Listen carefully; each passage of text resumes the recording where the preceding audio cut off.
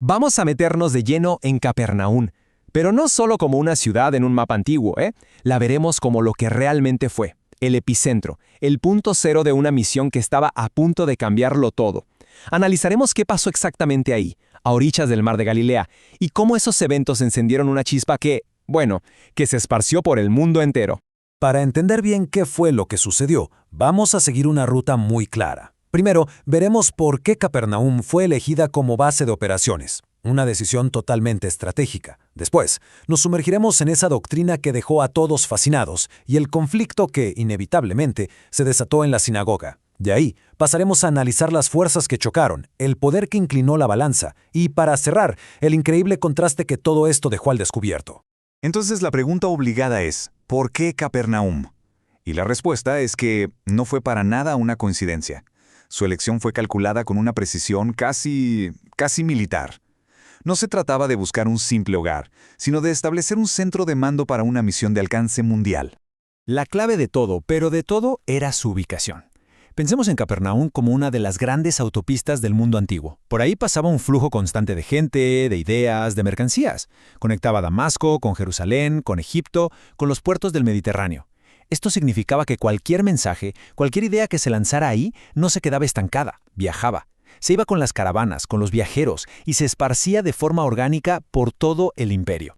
Y por si fuera poco, este centro estratégico estaba enclavado en un verdadero paraíso.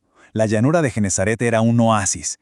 Gracias al lago, tenía un microclima cálido, casi tropical.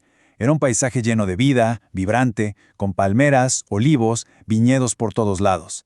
Arroyos de agua fresca que bajaban de las colinas, y las orillas repletas de pueblos llenos de gente, y el lago mismo, un hervidero de barcos de pesca. Era un escenario de abundancia y vitalidad pura. Esta combinación creaba el ambiente perfecto, el crisol ideal para una misión global. En las calles de Capernaum te podías encontrar con un oficial romano, un mercader griego, peregrinos judíos, gente de todas las naciones y de todas las clases sociales. Las lecciones que se daban ahí llegaban a oídos de todo tipo. Y estas mismas personas, sin saberlo, se convertían en mensajeros que llevaban esas nuevas ideas de vuelta a sus casas, sembrando la curiosidad en tierras lejanas. Bien, ahora vayamos al corazón del asunto. Más allá del lugar, lo que de verdad sacudió los cimientos de Capernaum fue una nueva doctrina, una forma de enseñar que resonaba con una potencia, con una autoridad que nadie había escuchado antes. Y fue justamente esto lo que llenó la sinagoga hasta reventar. Aquí el contraste es brutal. Por un lado teníamos la enseñanza de los escribas. Ya se había vuelto algo frío, formal, una simple repetición de tradiciones que no le llegaba a nadie al corazón. Y por otro, la enseñanza de Jesús. Era eléctrica, llena de un poder vital. No era una lección de memoria, era una revelación fresca de las Escrituras. Hablaba con una autoridad que no dejaba lugar a dudas, reemplazando la eterna incertidumbre de los rabinos con una certeza absoluta. Y esta frase lo resume todo.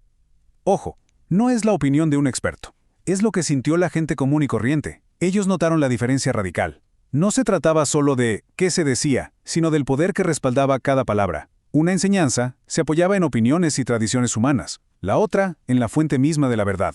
El método era tan revolucionario como el mensaje mismo. Para empezar, el lenguaje era puro, sencillo, sin adornos. Usaba ejemplos de la vida diaria, el pastor que busca su oveja, la semilla que crece. Además, adaptaba el mensaje a quien lo escuchaba, para conectar directamente con el corazón. Y a través de estas imágenes tan simples, revelaba las verdades más profundas, las realidades eternas. Era inevitable. Tenía que pasar. Una autoridad tan real, tan pura, estaba destinada a chocar de frente con las fuerzas opuestas. Y la colisión no fue en un callejón oscuro, no. Sucedió en el lugar más sagrado, a la vista de todos. Dentro de la sinagoga, la luz y la oscuridad se encontraron cara a cara. Imaginen la escena. El tema del día era la liberación, romper las cadenas de Satanás. La gente estaba fascinada, escuchando en un silencio absoluto, lleno de reverencia. La esperanza se sentía en el aire. Y justo en ese momento, la paz se rompió de la forma más violenta posible. De la nada, un hombre cuya mente estaba cautiva lanzó un grito de terror. Pero lo más increíble no es el grito, sino las palabras. No era una locura sin sentido. Era un reconocimiento forzado. La oscuridad que lo habitaba supo de inmediato quién estaba ahí. No preguntó, ¿quién eres? Afirmó, con pánico, yo te conozco, el Santo de Dios. Sabía perfectamente que su presencia significaba el fin de su dominio. Y la respuesta fue instantánea, aplastante. No hubo discusión, ni rituales, ni nada por el estilo.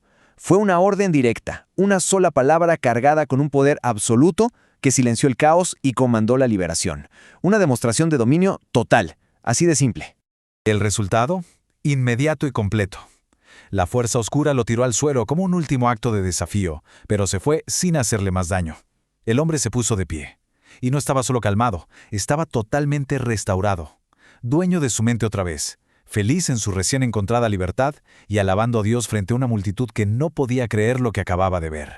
Este evento tan dramático nos obliga a ver más allá de la anécdota. Tenemos que analizar la naturaleza de la fuerza que estaba actuando. No hablamos de una enfermedad mental como la entendemos hoy, sino de una dinámica espiritual, con una historia muy trágica detrás y con un objetivo clarísimo: la subyugación del ser humano. La condición de este hombre no apareció de un día para otro. Fue un descenso gradual, una espiral. Su vida se ve dedicado a buscar placeres, a lo superficial. Lo que empezó como algo que parecía inofensivo se convirtió en una caída libre. Cada mala decisión fue debilitando su voluntad hasta que finalmente perdió por completo el control sobre sí mismo y su ser quedó entregado al dominio de Satanás. Y es que este caso individual en realidad nos muestra un conflicto a escala cósmica. Durante siglos, Satanás había trabajado para afianzar su dominio sobre la humanidad. El ministerio de Cristo fue un desafío directo a esa autoridad, una invasión en su propio territorio para liberar a sus cautivos. Por eso, la lucha se volvió más intensa. Lo que vimos en esa sinagoga fue una versión en miniatura del gran conflicto entre el bien y el mal.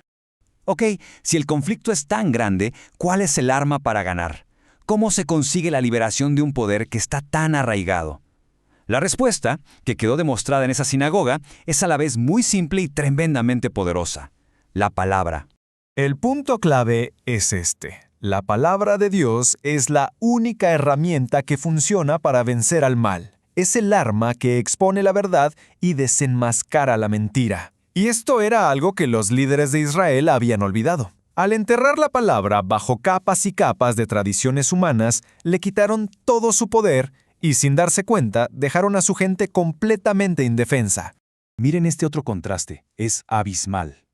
Los líderes religiosos usaban las escrituras para justificar sus propias reglas. Creaban interpretaciones místicas, complicadas, que solo confundían a la gente. Le habían quitado a la palabra su poder para cambiar vidas.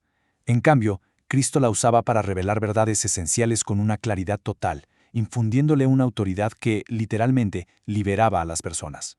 Y todo esto nos lleva a una promesa de esperanza radical. No importa qué tan bajo haya caído alguien, la liberación siempre es posible. Aquel hombre en la sinagoga ni siquiera podía pedir ayuda por sí mismo, pero el clamor silencioso de su corazón fue escuchado. Una súplica genuina, aunque no tenga palabras, siempre va a encontrar una respuesta. Y así llegamos a la reflexión final que nos deja todo esto. El episodio de Capernaum nos muestra dos modelos de vida, dos formas de influir, que son completamente opuestas. Una se basa en el ruido, en la ostentación, la otra en el poder silencioso de una vida que revela la verdad. El método de los fariseos era el ruido.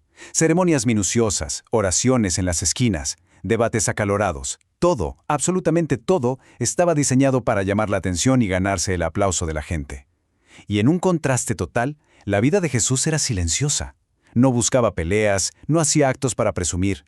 Su método era ocultarse en Dios para así poder revelar a Dios, creando una atmósfera de paz tan real que hasta sus enemigos la sentían. Y así nos quedamos con esta pregunta final. Lo que pasó en esa pequeña sinagoga de Capernaum va mucho más allá de la anécdota. Vimos un conflicto cósmico manifestarse en un lugar humilde, y eso nos obliga a preguntarnos, ¿qué es el verdadero poder? ¿Está en la exhibición, en el control, en el aplauso del público? ¿O se encuentra más bien en la autoridad silenciosa que restaura, que libera y que le devuelve la dignidad al ser humano? La respuesta, como vimos, se manifestó con una claridad que todavía hoy resuena.